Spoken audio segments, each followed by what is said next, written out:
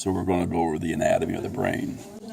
So this is your brain on a much smaller scale, of course. In life, the brain is covered with the dura mater. That's this material is right here. It's a very tough layer, possible to rip. Dura mater. Beneath the dura mater is what looks to be a webbing. That one doesn't show. Let me get my glasses on. Ah, that's better. Kind of like a webbing over the surface. See it here? That's the arachnoid. The pia mater is right on the surface, so you really can't see that, but the dura mater and the arachnoid. You see the two hemispheres. You see a longitudinal fissure separating the two hemispheres. A transverse fissure separating the cerebrum from the cerebellum. Cerebellum has two hemispheres, right and left, and the vermis coming down the center. These are the gyri. The grooves are the sulci. So that takes care of the dorsal surface of the brain. Any questions here? Turn over, and we have completely different kind of structures here. Here's some things that you're asked to know. 6 cranial nerves making their way from the front to the back, 1 through 6. When they tear off dura mater, rip it off, it takes with them some of this structure that we need to see. So let me show you some of these here. This is the first nerve, olfactory nerve. This is the olfactory bulb, and then this part here coming towards the back is called olfactory tract. You cannot see the olfactory nerves. They're very tiny. They pass through the cribriform plate. So what we do, we'll just call this olfactory nerve number 1. If I ask, name the nerve, you say olfactory. If I say name the structure, be specific, it'd be the olfactory bulb. Okay. So they come back for the sense of smell. Next, you have 2 eyeballs sitting here with optic nerves coming back from each eye. They're huge, but when they take off the dura, they get torn away. But you can see one coming in from this side, one coming in from that side. They crisscross here in an area called the chiasm, the optic chiasm. So the optic nerve is out here, optic chiasm, and then this part coming back is called the optic tract, going back into the brain. And the way it works is that information coming in from this eye travels down this nerve, makes a U-turn, travels back up into the brain, while other information crosses over to go on this side of the brain. So that means that each eye is contributing information to each hemisphere. Olfactory nerve, optic chiasm, optic tract. Just behind the optic chiasm is the hole. That's where the pituitary gland is attached. Unfortunately, it gets torn away, but I have exposed one for you right here. This is the pituitary gland sitting right here. So it hangs down underneath the brain. It has a stalk, just like a cherry hanging from a tree. That enters right here, called the infundibulum. So optic chiasm, pituitary infundibulum. Behind that is the mammillary bodies. Then you see these 2 large flaps here. This is nerve number 3, the ocular motor nerve. It's the largest mover of the eye. So it comes up here, comes up, innervates the eye, helps to move the eyeball. Infundibulum, mammillary body, olfactory nerve. White mass on each side. Yeah. You said olfactory. Ocular motor, I'm sorry. My mouth got ahead of my brain. All right, so olfactory, optic, ocular motor.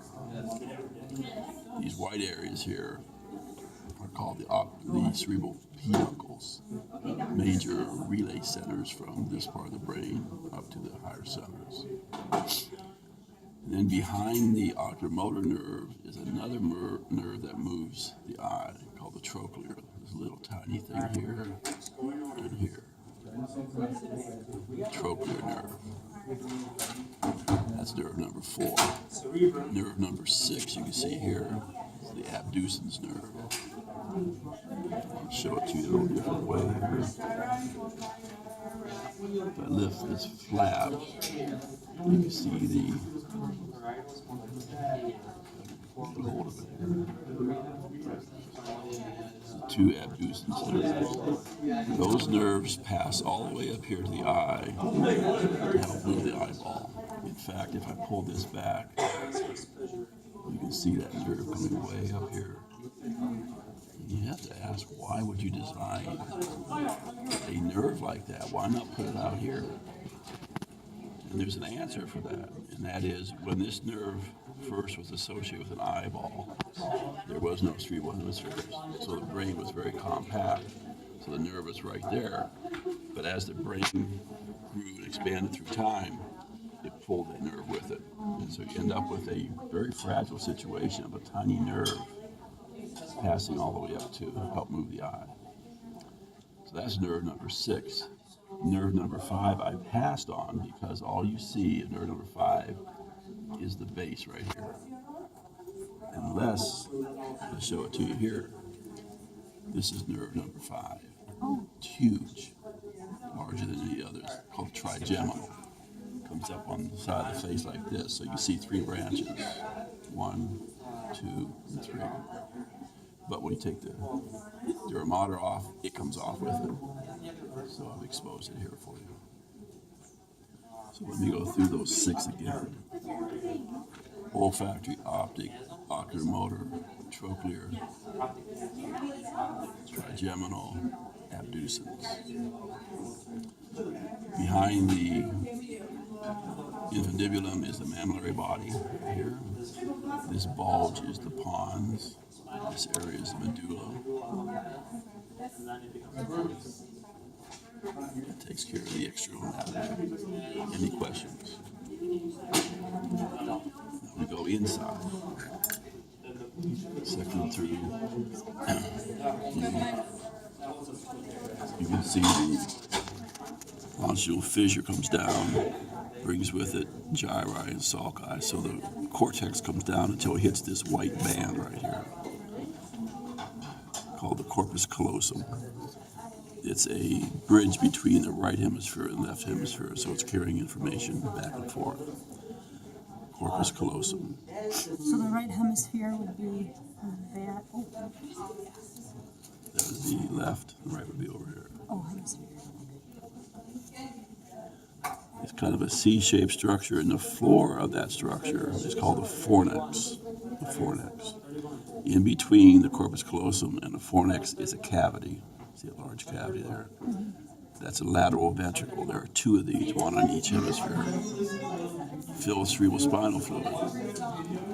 However, you don't want that fluid to just slosh back and forth. So what we have, we're going to have a wall between these 2. Let me show that to you. See that membrane in there? That's called the septum pellucidum. Septum pellucidum.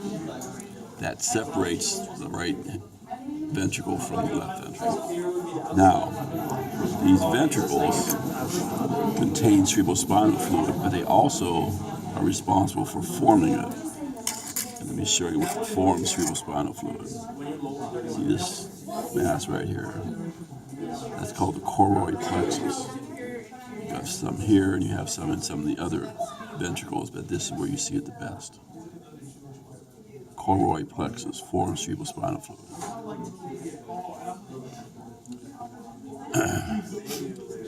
This is the fornix. Inferior to the fornix is this area right here called the diencephalon. That's 3 parts. Pineal body, called the epithalamus, thalamus, and down here is the hypothalamus. Epithalamus, thalamus, hypothalamus. Hypothalamus then is attached by a stalk to the pituitary gland that hangs down here. You see a groove coming down here. This groove brings cerebrospinal fluid all the way back to the 4th ventricle, which is right back here. it communicates with the third ventricle. So it's called the cerebral aqueduct. So where's the third ventricle? I see number 1, number 2 is on the other side, number 4 is back here, number 3 is right here. You have to envision it. Let me show you how I envision it. If I put my hands together like this, there's a space in there. That's the third ventricle. I cut it, open it up, all I see is a depression. So I look over here for a depression. Sure enough, there's a slight depression right here. The other side would form over here. That's the third ventricle. Ventricle 1, ventricle 2, ventricle 3, cerebral aqueduct, ventricle 4. Cerebellum with the white tree of life, the arbor vitae. Vitae means life. Vitae means life. Tree of life. Any questions? I think I've covered it all for you.